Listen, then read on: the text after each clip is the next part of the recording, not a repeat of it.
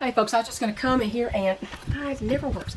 I'm going to come here and give you a report on my little breathing test I had today. Now the final results are not in, but I got a lot of clues from the technician doing it. She was very good. I like talking to her because we're talking about COVID and how all the doctors violated the patient's rights and their oaths of office during COVID because they're so scared of losing their licenses. And it's like, and then the medical community has no real solutions. They have a lot of things that they try.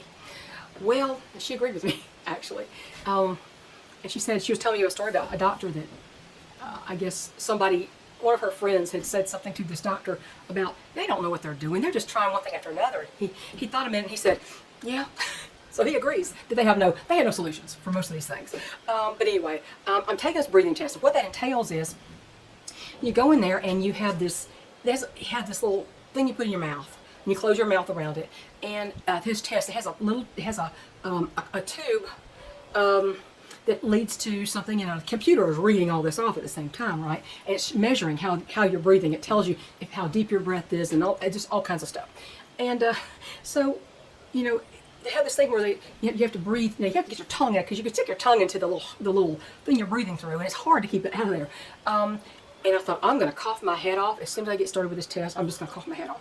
Well, I did this test, and first they say breathe normally for a minute, just up and down, and in and out, just quietly. And then they want you to suck in as much air as you can suck in, like, keep sucking that air in. And then she said, let it out like somebody hit you in the back, and you knock the wind out of yourself. And she said, don't just stop when most of it's gone. She said, keep letting it out. I'll count the seconds. And you have to keep expelling. It's like, to the end, it was like, there's nothing to expel anymore. So she did all these tests, right? And then she gave me a breathing treatment. One of those little things, when you get the little cup with a solution in it, and you breathe it in and till it's all gone. You breathe that whole thing in, a breathing treatment. And then after that was over with, excuse me, they waited a few minutes, and then they did, breathing treatment. Oh yeah, they did this test all over again, the same test that they did first. And she said, oh, I forgot what she said, some part of it, she said it was 21% better after that treatment.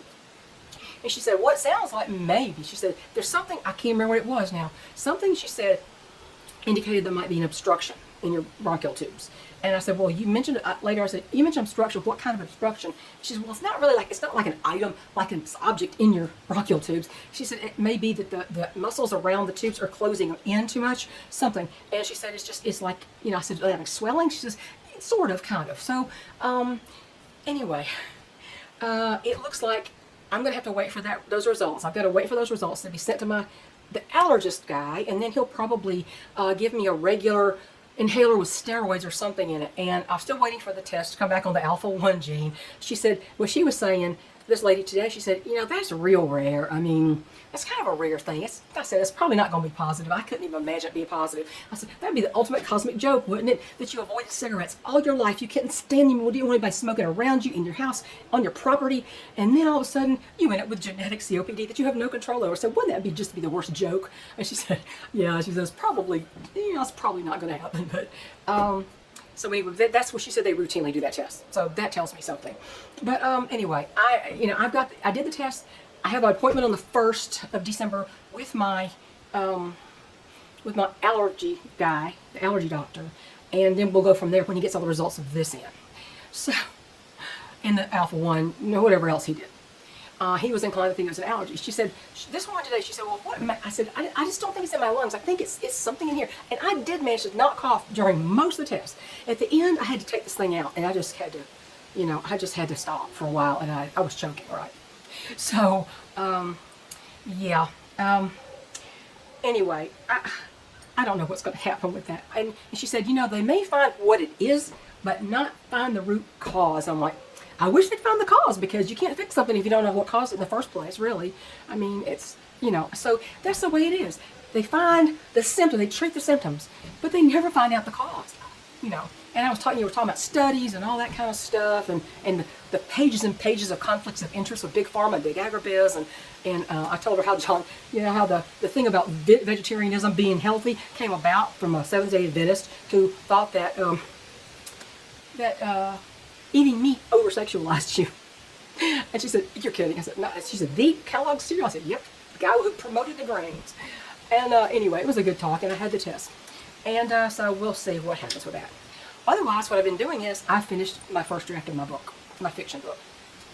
And I'm thinking that when I get close to publishing, right at the publishing point, I may, there's a, you know what a book blurb is? It's like the thing on the back of the cover that tells you a snippet and tells you kind of what the book is about. It kind of indicates what it's about. And like give you a snippet of the story to make you want to read more. Well, I'd written one before I even wrote this book, before I started my actual, I really got into it, I think more than a chapter. And I wrote this blurb, and I think now that I've got the whole thing done, except for the editing, I can probably rewrite that. So it's more, it grabs you more, it's got a hook to it and grabs you more. I don't know, we'll have to figure that out. I'll have to see how I can rewrite that. But and also, I went through and did the what I call the they call the developmental or story edit. Well, you go through and you read your own book. You don't do it without editing anything, but you read your book from start to finish, and then you decide if the story makes sense, if the pacing is proper, if it gets really slowed down and sluggish or boring, or you kind of look at it as a big whole. And so that's the developmental edit. And as far as I can tell, mine makes perfect sense. So whether the story, the character is believable or not, I'm not sure if that's actually any more than something that's subjective. This character, she did things that I would not do, and she did some things that I would definitely do. So it's not all based on me, but it's based on a subject I thought about a lot. And I thought, well, why don't I just write this out? Why don't I just play all this out, all my thoughts out in this book, and we'll see how that works. But anyway, you wouldn't believe how little you make on these books. I have still not gotten a payment yet for, most of mine were ebooks that sold, so that's a very small amount, right? Tiny little amount. And then the whoever sells them reports it back to Draft to Digital, and then it's like a month or something, and before and you have to have a minimum before they'll put it in your account. And they recently put the minimum at $10. Well, I think I might have just now made $10. And I've sold, among ebooks and print books, I think 18 books. Now, ebooks, you don't make much money. And right now, Amazon or somebody, who is it? As a Draft to Digital in conjunction with Amazon or with some, anyway, they're running a special. And so my ebook currently has been reduced for the special to $1.99. And you can imagine I get a couple pennies off of that. And the print book is still, I think it's still the same price. But you don't really make much money on these things. You have to market your own books. That's the thing. They don't market your books. Now, this is self-publishing, not traditional publishing. Traditional publishing, a book might not be out for a whole year after they get it finished. After you get it finished and the publisher accepts it and says, yes, we're ready. It might be a year before it comes out. And you know how I am. I want it done yesterday. But I've gone through and tried the first preliminary edit from start to finish. I see something here and there, and I might, fix that. It's like a spacing of a title and a little image over the title or something. Nothing major. But there's that. You got to do your story edit, your developmental edit first. Then you got copy editing, which is, I think, more grammar, spelling, punctuation, and then I think there's proofreading at the end, and the thing is, most people hire out people to do that. I mean, it's like, $500 here, $300 there, $1,000 here. I can't afford that. So I'm my own editor here. And I've learned a lot. I have learned such a lot, a great amount by doing this. English was always my best subject. I could read like nobody's business when I was in elementary school. And I loved to read. And I still love to read. And I'm finding I kind of like to write too. I just want to make sure the story is interesting to other people. And anyway, so I'm doing that, and right now I'm trying to, this is part of developmental editing, I think, editing. I can't speak today, so I've been doing this breathing test and coughed to death, and so, it's been like that for months now. Anyway, I talked about the edit. I was going to tell you something the lady said this morning, but I think I won't go back to that. But I'm going to this, and somebody said, you need to go, like, when is your turning point? When is the middle of the story? You get the beginning, the middle, and the end. And the middle, usually there's some kind of a twist or something changes. And so I went right to the smack dab middle of the book to see what's going on at that point. And, there is a little bit of a change. somebody takes back their own power here. And I think maybe that may be the turning point right there. You know, you know how Popeye used to say, "That's all I can stand. I can't stand no more." Remember that? If you watched Popeye as a kid, you know I did. So I went back to see if, where the middle is, and I think it works. I'll have to really investigate that more, but I'm still in editing. I'm going to go through my second editing round today. I guess I'm going to start it. But this morning messed me up because I had to go to the hospital for this pulmonary function test. I guess they called it a breathing test, and it's she said the pulmonary function test. I said, yeah. I mean, they said breathing test, so I just what I've been saying. But it's a pulmonary function test, and I want to see what her final report says when they actually analyze all the data.